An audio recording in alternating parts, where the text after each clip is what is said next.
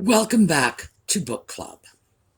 So, last time we left off, we were moving into the second half of Cocaine Blues.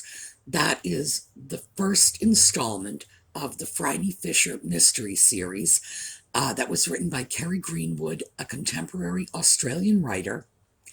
And we were comparing this to The Murder of Roger Ackroyd, written by Agatha Christie, who was writing 100 years ago, both set in English-speaking countries, both set in the 1920s, and both involving a fictional detective. So, when we come back, we will pick up where we left.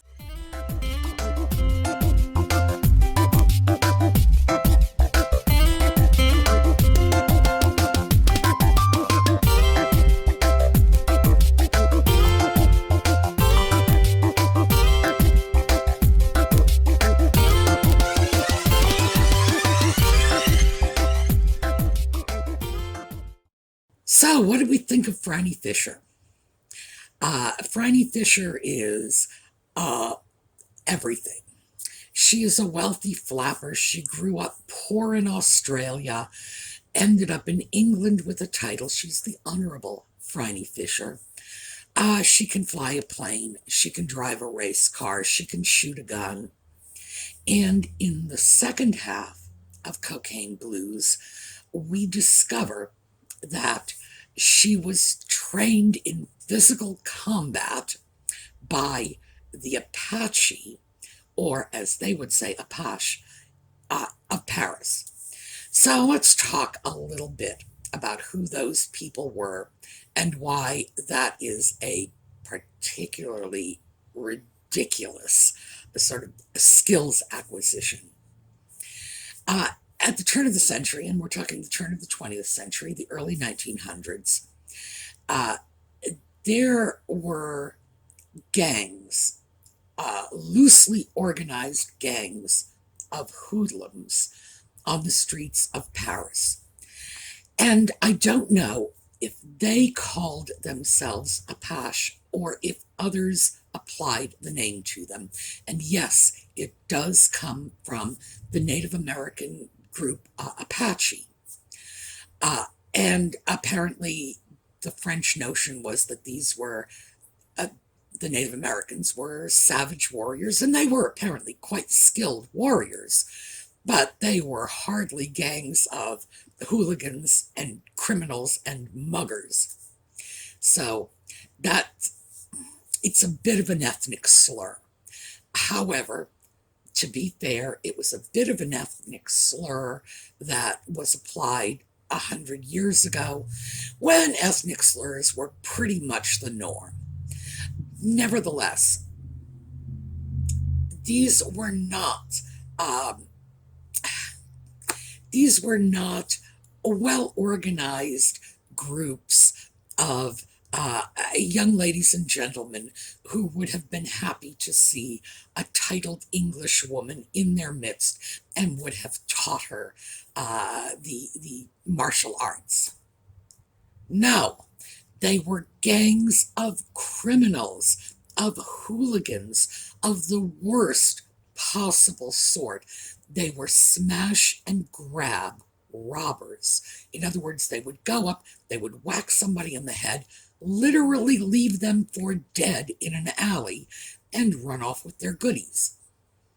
So that is, even within a series of novels that at times strain credibility, that's probably one of the biggest strains. These, first of all, were not sophisticated martial artists. It wasn't like a ninja school or anything like that. No, what is it? It was the Shaolin Monks. I remember that from the Kung Fu movies. No, there was no honor among these thieves, and there was virtually no organization. When I say they were groups, what I mean to say is it was small collections of hardened criminals who probably had ad hoc associations. In other words, let us go strike that man upon the head, leave him for dead, and steal his goods. What do you say, Pierre? It's that sort of thing, not, like organized crime as we would consider organization in any meaningful way. I'm glad that Kerry Greenwood mentions them, because it's worth noting that such people did exist. Paris was not safe in the early part of the 20th century. These groups of people were eventually suppressed. It's not as if Paris didn't have a police force or there was no law and order. Absolutely, Paris having, well, at that time, one world war fought literally in their streets, was recovering. And as we move later in the 20s, the Great Depression, which we in America tend to think of in terms of the stock market collapse in Wall Street as a very American event. I almost said American event. No. American event. No, it was worldwide. It was global. Our economy starts to tank, and the domino effect is just very clear and very present. So, even though Paris was not a particularly safe city to be in, we romanticize Paris and say, oh, it's this wonderful romantic sort of city. And that was not its finest hour. They did suppress these gangs. They did cart them off to jail. They were killed in the streets by law enforcement and by rival street gangs. But again, as I say, they were very loosely organized. So to say street gangs implies a lot more organization than really existed. But the very idea that, as I say, a wealthy, titled English woman would just walk down the streets of Paris and be taught to handle herself by these people, no, they would have hit her in the head, left her for dead in the alley, and stolen her jewelry. That's what they did. Nevertheless, as I say, it's worth the mention, because Kerry Greenwood is focusing a lot on the history, and it's part of the history of Paris.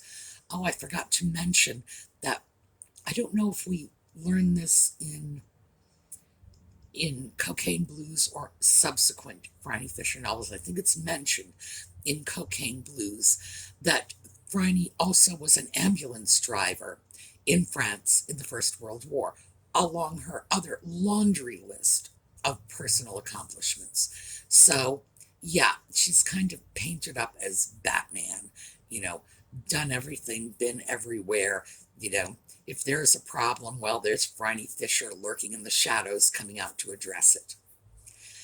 Other than the over-the-top sort of comic book elements, if you can walk away from that, and sometimes I have a really hard time doing it, what you are left with is some very good Australian history and some very good world history in terms of the consequences of the First World War, the fact that as a result of both the First and Second World Wars, a number of titled families in England sort of changed hands, that whole generations of young men were wiped out. They went to the front. They did not come back. And, the second or third cousin might inherit. That was a fact. Was it common? No. But it wasn't uncommon either, especially since Although here in America, we are accustomed to thinking in terms of the privileged classes not going off to war. In England, they had a more patriotic attitude about these things, and it was considered one's duty and an honor to go off and serve. And as we have seen from the modern royal family, uh, going into military service is simply something that's rather expected of, excuse me, of the young aristocrats. Whether everybody and his brother is following in the traditions of people like Prince Philip, who did serve, and apparently with distinction, which of course he had to, given the fact that every brother-in-law he had was a Nazi. It's like he had a lot to make up for, thank you very much. But he did serve apparently with distinction in the Second World War, fighting his own family, my. And Prince Andrew served in the Falklands, and of course, not holding him up as a great example of the royal family at its peak, but still, it is a tradition, and we do see that contemporaneously. Because I was going to say, well, Harry served too, I think, but again, I'm not holding him up as the pinnacle. So we're going to cast back to Philip, who was, in fact, a distinguished member of the British military. And Winston Churchill, by the way, did serve. He served as a correspondent, and it was the British equivalent of Secretary of the Navy. I don't know what they call them. I don't think they call them secretaries. They probably call them ministers of something or other. But he did serve in a leading role in the British Navy. But again, he's half American. So I always throw Winston Churchill out whenever I can because we get to take some credit for him. So anyway, that was, in fact, a noble tradition. And many aristocratic families were whittled down, especially by the end of the Second World War, because that was 2 generations facing war. So that part of it is not unreasonable. Being taught Mortal Kombat, like out of some video game in the streets of Paris by these kind-hearted thugs, and flying a plane and driving a car and shooting a gun and, all this other stuff. It's a little over the top. Nevertheless, they are good reads. They are, railway reading. The books that you pick up at the train station or the airport and you read on the train or the plane until you hit your destination. Not mine. Mine is A Distant Mirror by Barbara Tuchman. It's a history of the 100 Years' War. So if you want real airplane reading, that's the one you go for. It's worth reading. All right. So hopefully you will have had some kind of introduction to Kerry Greenwood. And I think it's important because we know American writers and we know English writers. And it's hitting a point where we're learning about Canadian writers because Canadian writers are starting to hit our consciousness as Americans. But we don't have a lot of contact with Australian writers. And of course, they are writing in English. So we should take a look at them. We should look beyond our own shores, even though we've never had a problem looking to England for good writers, or Canada for that matter, as we need to move a little further and take a look at the Australians. So I hope that was at least of interest. Next up, here, there we go. Ivanhoe, Sir Walter Scott. Now, Sir Walter Scott was writing in the early 1800s, roughly the same period in which Jane Austen was writing. Very different styles, although he enjoyed Jane Austen's work. He didn't enjoy Sense and Sensibility quite so much, which again puts him in my good books because I don't think that was one of her better works. So, yes, a fan of Jane Austen's, any fan of Jane Austen is going to have a place in my library.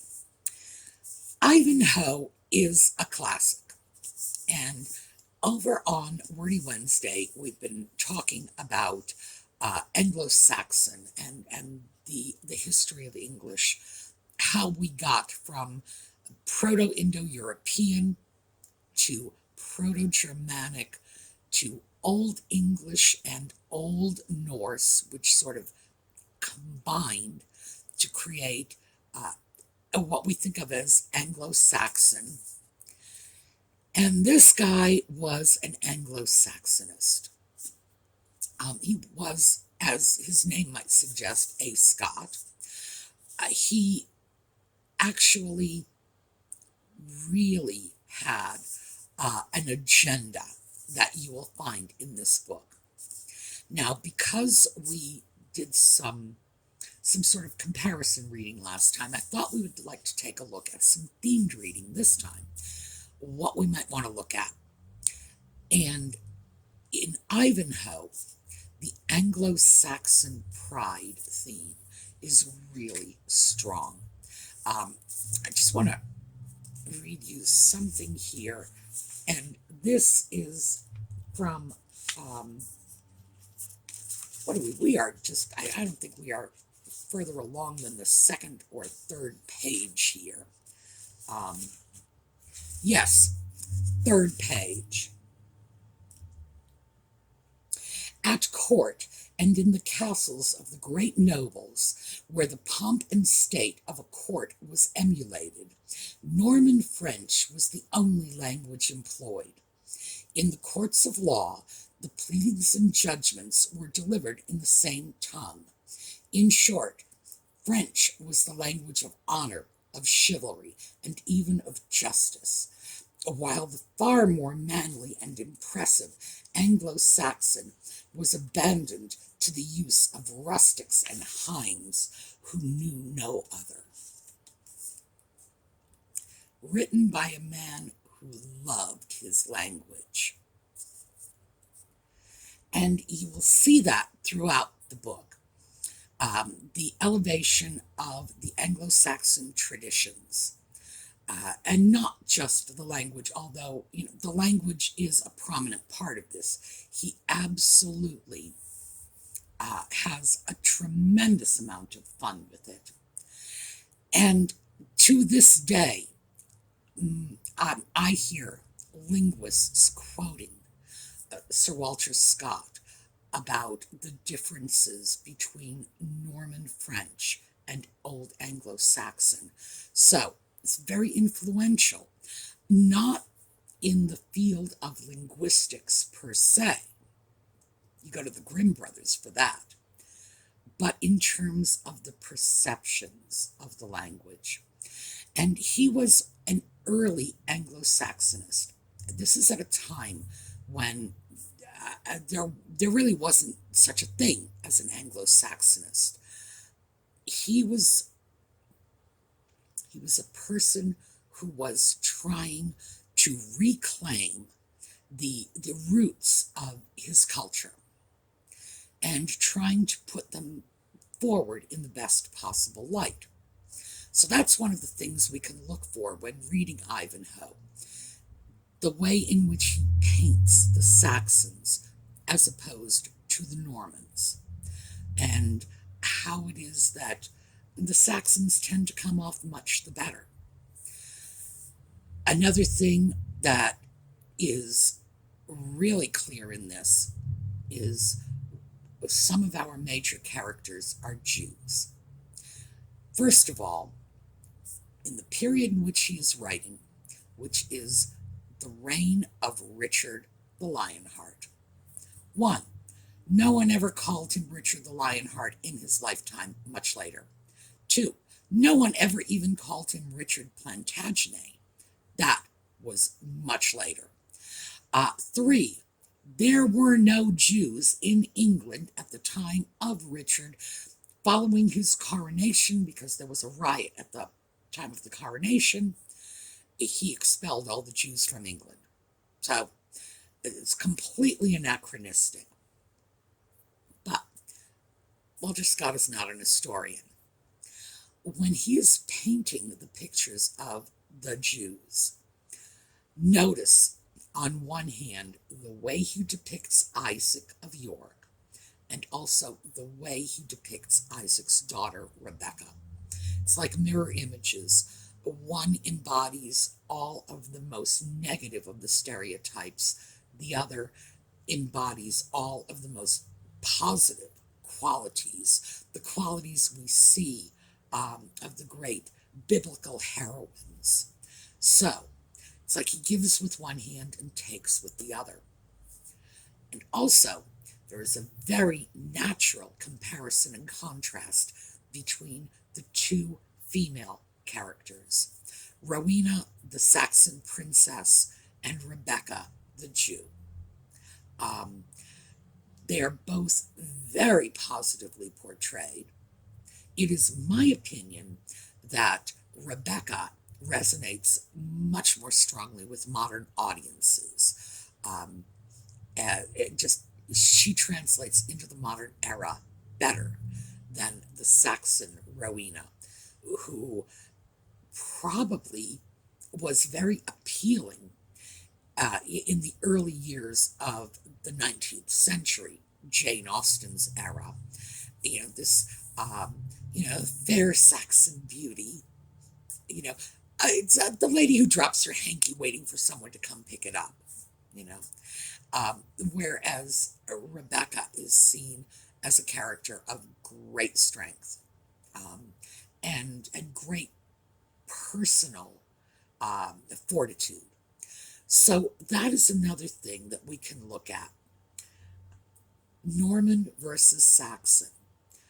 Isaac versus Rebecca in terms of the black and white images of a minority group. And then Rebecca versus Rowena. So, if you want some stuff to sort of focus on, there we have it. Now let's take a look at what we can look at a cutoff point. I'm thinking, now this is a long book, no two ways around it, but it's a classic and it's one that we should all read. So 668 pages I've got here. So let's see about breaking off at around 200 pages. Maybe the first 13 chapters. Do you think that's a little much? You know what? Let's break off at the first 10 chapters, which is probably going to be around 150 pages. I didn't look it up, but maybe that's more of a bite-size amount. And when we meet next time, we'll talk about some of these things, some of these images. So, I hope you enjoy it. I'm sure most of us, if we haven't read the book already, we have at least seen a film production of it. There was a classic one, I believe from the 1940s. There were a couple of versions done for television. One was, I think, in the 1980s, which was terrible, and they rewrote the whole thing. But there was another one in, I guess, the late 90s, early 2000s.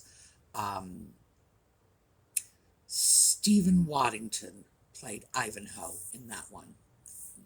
So, if you want to take a look, that one follows the story a little more closely.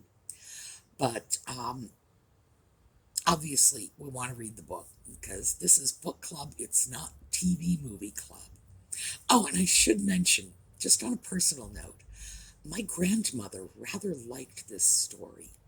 I have an Uncle Morris for Morris de Bracy, and an Uncle Wilfred of Ivanhoe.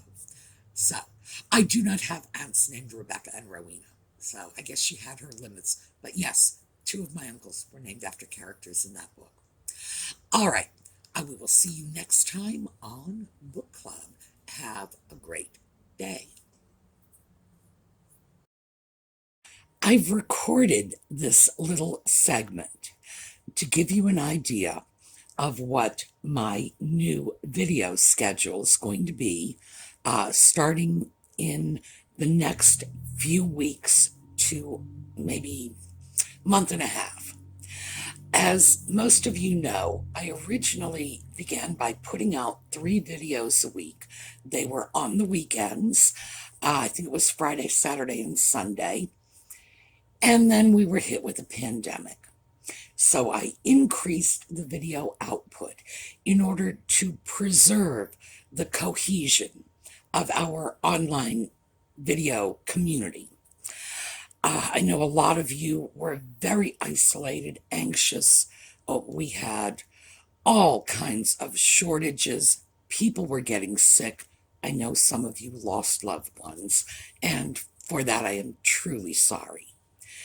And frankly, none of us expected this health crisis would be lasting. Here we are, we're 10, 11 months into it.